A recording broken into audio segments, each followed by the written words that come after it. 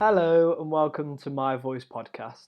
I'm Alex Wilkinson, a sport and exercise psychology student from Loughborough University. I'm currently on an internship with Sport and Communities, who are a community development organisation that supports all members of the community, from young to old, across a broad spectrum of needs. This podcast is part of the My Voice project, a national community lottery funded programme that helps to give young people a voice in their community and a platform for creating change and social action. Thank you for taking the time to join me, and welcome to My Voice podcast. I'm joined today by two guests. A warm welcome to Miguel. How are you, Miguel? Hello, I'm good, thank you. It's nice to have you back on this on the podcast, and we've got another member of staff from Sport and Communities today, and that's Nick Kelly. Warm welcome to you, Nick. Thank you, Alex. How are you?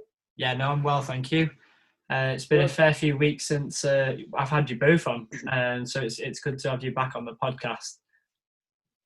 Over the past 2 weeks, we've actually seen the UK lockdown get lifted, and now we're legally allowed to go out and enjoy a meal.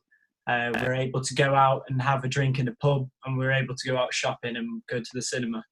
So I'm just wondering whether you two have both enjoyed that experience. Have you been out looking at life after lockdown, Nick? I have not been to a pub yet, no. No. I have plans to go out for a meal this weekend at a pub in High Peak, actually, in Derbyshire, near a place called Chinley. But I haven't actually been to one yet, so I can't comment on what it's been like. I've heard very mixed stories from people, though. I've heard some stories that have gone smoothly and others of utter chaos, so... What about yourself, Miguel? Have you experienced life after lockdown when you've been out? Yeah, I've been out quite a bit. I really like more to go out with like small group of friends to like the same places and stuff. But I've been also having lunch and dinner somewhere sometimes. Not too much because still my city is quite clean, but still I'm a little bit scared yet, so I'm taking it slowly. Yeah. How did you feel while you were out? At the beginning, weird. Now I'm better. I'm fine now. But at the beginning, it was quite weird because everything was from far away. You couldn't talk to anyone. You couldn't talk to anyone. You had to wait for everyone to clean your table before you sit down with that special liquid. I don't know the name. Yeah. So it's quite weird when you go out, but then you get used to it. It's funny because we've spent all this time in lockdown. I mean, it's been 12, 14 weeks, hasn't it, Nick? And I know we all enjoyed going out beforehand, and now we've had the opportunity to go out in these recent weeks.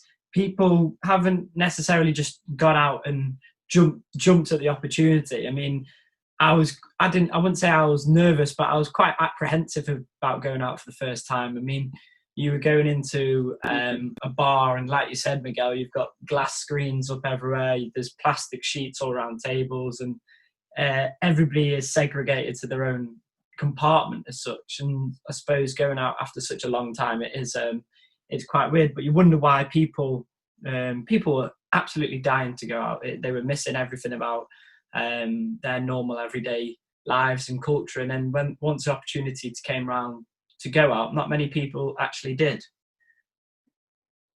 I suppose it's the same with the restaurants. Not many people, I don't think many people have been out for meals either. It's that same concern about going out they've actually got used to and enjoy their food at home. I agree with that, yeah. At the beginning, in here, we were in a lockdown for 100 days, exactly. Mm-hmm. And when we finished that, most of the people, they didn't want to go out at all. I'm included, like, not like at all, but just a little bit. You know, you just go with a few friends to a place with just a few people. The people were quite scared. But with time, I think things are getting normal. People are starting to go out more. Right now, if you go outside, it looks like normal life right now. Yeah. Just with masks and stuff, but pretty normal. I know a lot of people wearing masks over in Spain. Is there quite a lot of adherence to it? Because I think in England there's been, I'd say, I don't know if you'd agree, Nick, but I'd say it's been damn poor, the amount of masks that have been worn, and a real sort of lack of effort to wear masks and coverings.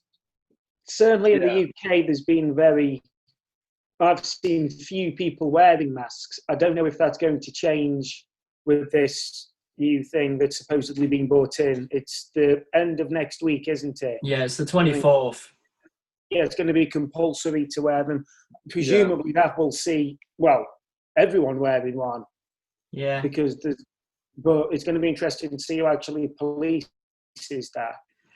And that's what I was wondering, who could police it. I mean, if it said £100 fines if you're not wearing a mask, but there's not even sort of police on the street to police those kind of fines. So it's a bit of mixed opinions. Did you say there's been quite a few people wearing masks then, Miguel? What, say that again, I'm sorry? Did you say there's been quite a few people wearing masks in Spain? Would you say more people? It depends on the city.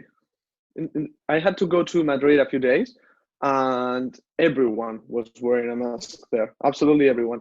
But here in Alicante, where I live, no one. Like, I don't know, 20% maybe of the people where you work around.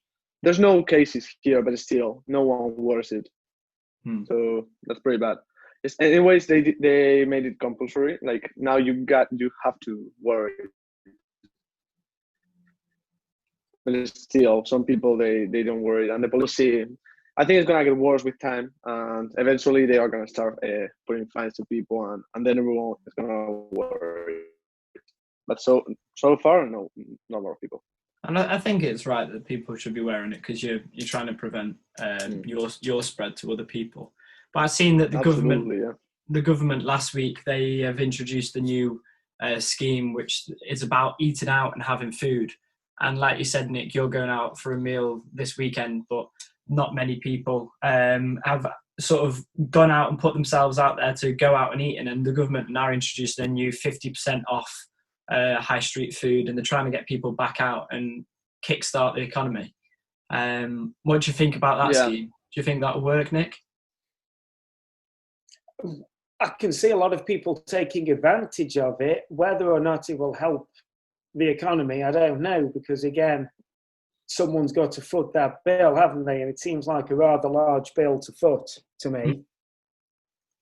Yeah, no. So certainly people will take advantage of it. Don't get me wrong, but whether it has the desired effect that the government wanted to have, we'll have to wait and see, won't we? We will, and like you say, there's going to be a huge bill somewhere along the line if people are going out and they're getting street food, and you can get 50% off a £20 bill, £10 a person, and it ends up getting to quite a colossal number. That's going to add up very quickly, isn't it? Yeah. And like I say, it's lasting the whole of August. I think you'll find that a lot of people will be enjoying eating out in August, because I know my friends from the younger population, they've already said about, we'll have to go out and have a Nando's and things like that, because if you have the opportunity to get cheaper food, then people are more entitled to do it. So I can understand why they've done it. But yeah, we'll have to see how it helps the private industry and helps to kickstart that side of it. During lockdown though, like this time last month, we were all looking forward to doing something which we were previously not able to do. What was the one thing that you were most excited about going to do after the lockdown lifted then, Miguel?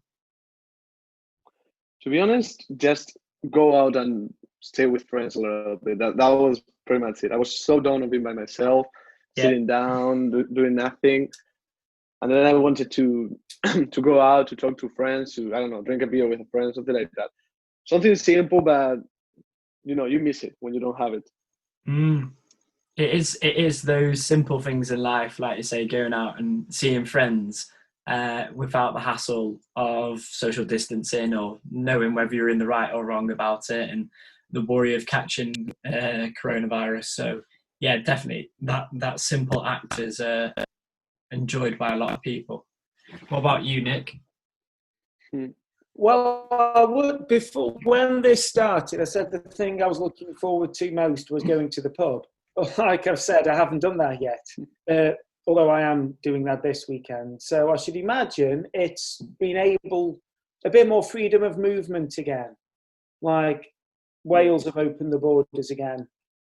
recently, haven't they? So not this weekend, but the following weekend, I'm hopefully going over to Conway in Wales, which I've not seen that since last year. So I'm very much looking forward to that.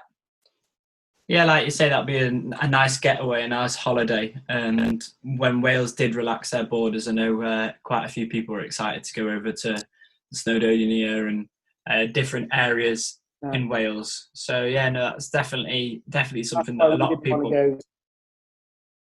What did you say? Sorry. So that's why we didn't want to go too soon back over to Wales, because I think there was a slight influx over there, wasn't there?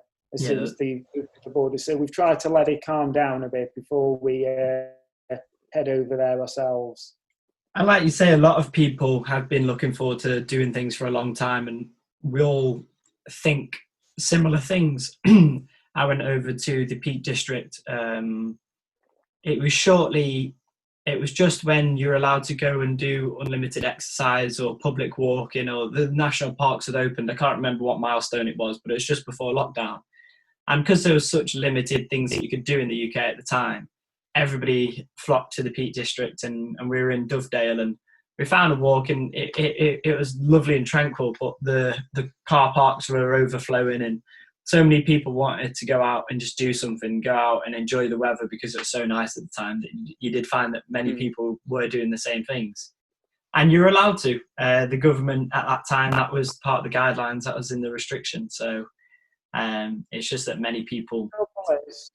Like yourself, I can imagine, and the majority of other people are very responsible with their freedom, but I heard stories in the Peak District of more fires because someone had a disposable barbecue up there and not put it out properly, and there was litter everywhere. Now, I'm sure the majority of people didn't do that at all, but it only takes that one person to ruin it for everyone. Yeah, definitely. And one group of people, or one large group, could leave quite a detrimental mess behind them. So yeah, no, I can understand that from a lot of people's perspectives. And we've seen the country and everything become so clean recently, because of everything that has been going on. People have been a lot more respectful, I think, for nature and things like that. So that side of litter is quite a difficult one to tackle, I suppose. Miguel, would you you've been over in England studying for your whole degree, and you've probably spoke to friends back here, university friends, and have a rough idea of what's going on in the UK. Would you say, how would you explain sort of the difference between Spain and the UK and the way that they went into the lockdown and the way that they're acting and respecting the rules? The first thing that surprised me during the breakdown, when we were inside the houses, in Spain we couldn't go out at all, just to go to the pharmacy and get food. That was it, and very carefully. And in there, I talked to a few friends, and they could just go out. There was no real restriction. Like, people didn't go out because of the situation, but if you wanted, you could go out. That's what they told me, and that really surprised me for a long while. And eventually the situation got very bad, and I don't know if they absolutely locked you down, but that really surprised me. I think that's the main difference. Like, I thought I didn't understand it, that one. No, you're dead right, because we were allowed to go out and exercise, and a lot of people sometimes may have been abusing that sort of commodity of going out and having the freedom to go out and exercise and enjoy that, because I know, like Spain and Italy, you weren't allowed out your front door, you're allowed in your garden, and that was it. And it was a true lockdown. So I suppose that's a massive difference in the way that those two countries went into lockdown. But once you were out, and maybe the lockdown got lifted, how were people behaving? Were they respecting the social distancing? What was your social distancing, or was there any other rules or measures? Not really. The thing is, like, it got slowly. They took it off like slowly. And at the beginning, you could just go out to do from a sport, to run around, but you could see people like, I don't know, 50, 60-year-old people, fat person, just wearing sport clothing and walking around like if they were doing sports. That was not very responsible, not at all. No. But yeah, I'll say.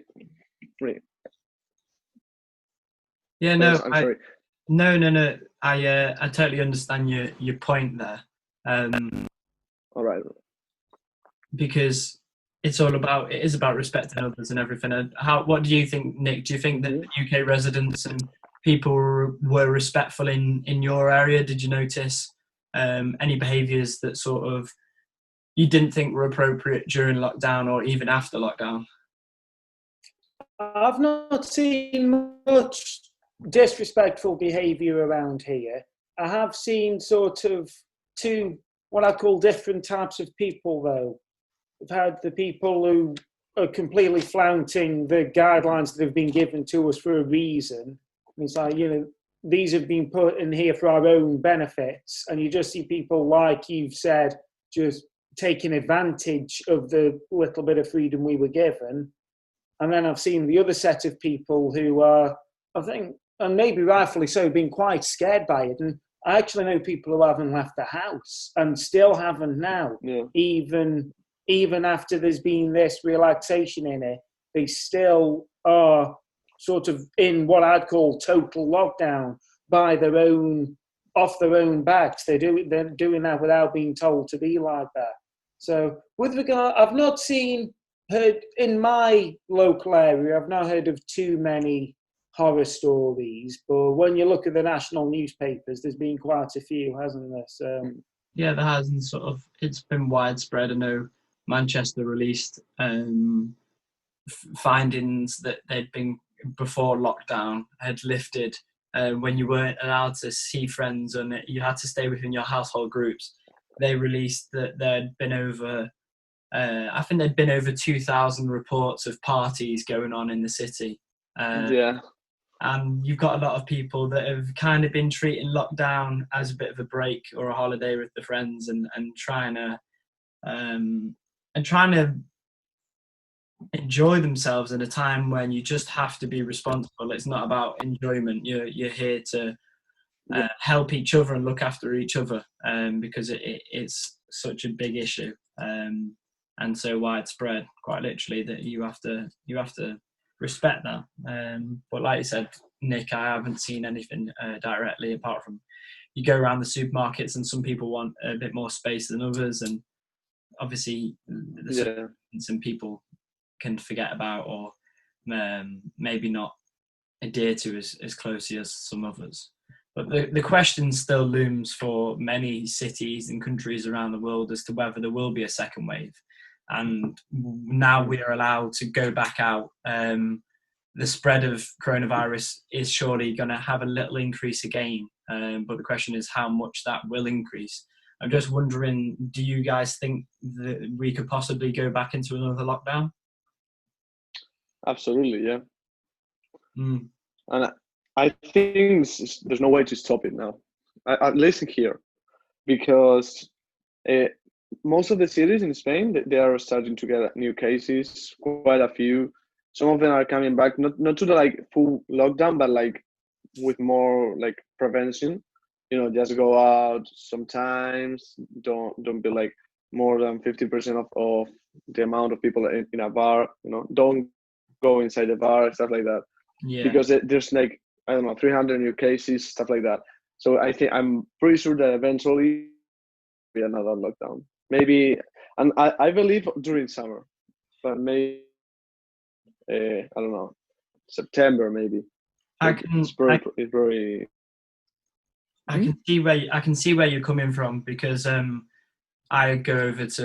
study at Loughborough University, and when we were going out in Loughborough University, we went to the pub, and they checked your ID to see whether you were from Leicestershire, from Leicester, because obviously Leicester went into their own centralised lockdown, and Leicester as a city are still in lockdown now because their R rate went massively up and dangerously high, and they then posed a threat for other people and posed a threat for going to other cities. So I know that pubs and clubs and restaurants were seeing whether they're from Leicester and see if they were coming out of the city to go elsewhere. Which is, it's sad that they've got to do that. And obviously it's unfortunate that they did go into another lockdown, but I could see many other cities going into lockdown again, I suppose. What about yourself, Nick? Do you think it is a possibility they'll go back into lockdown? Well, having seen what happened in Leicester, as you've just said, it looks like it could happen anywhere. And I heard Blackburn mentioned last week that Blackburn's R rate appeared to be rising again. I've not heard anything more since then, but and they're worried about if there is a second wave, as you've mentioned, they're worried about it coming in the winter, aren't they? When they fear it could have a much bigger effect on people than it is doing during the summer months. Yeah, no, things. Obviously, there's a lot more flu and cold and illnesses around the winter time as well, which have a more dramatic effect. But I'd say generally, I think people do feel that way inclined that there could be potential of another lockdown. Moving on to a sort of economic side of it, as a society, we're all watching the statistics at the moment, and we follow the recommendations for months, and we listen to the experts. And just to get your own opinions, would you say that you guys are concerned about sort of our generation growing up in such sort of uncertain economic times? And Miguel, especially for you, does it worry you that it may be harder to find employment in the future? I'm not really concerned about like the future. Let's talk about like in 3 years, for example. I'm more concerned like in the next year or maybe 2 years. I think that's where the problem is going to stay for that long. Because right now, for example, I was between doing a master or working for a little bit in a company, and working is absolutely impossible right now. It's just from your house, and I don't think that's very good for a person who's starting to work, because it doesn't really give you that perspective of a big company. You know what I mean? Yeah, no, definitely. So yeah, I'm pretty sure that for the next year, 2 years, it's gonna be very hard, because if you, for example, you try to get a trainee contract in a company, they right now they are firing people, maybe 50% of their people, so they are not gonna get a trainee, and it's very hard right now. Yeah, absolutely. There's a lot of people losing their jobs, and we don't know when this is gonna come back. But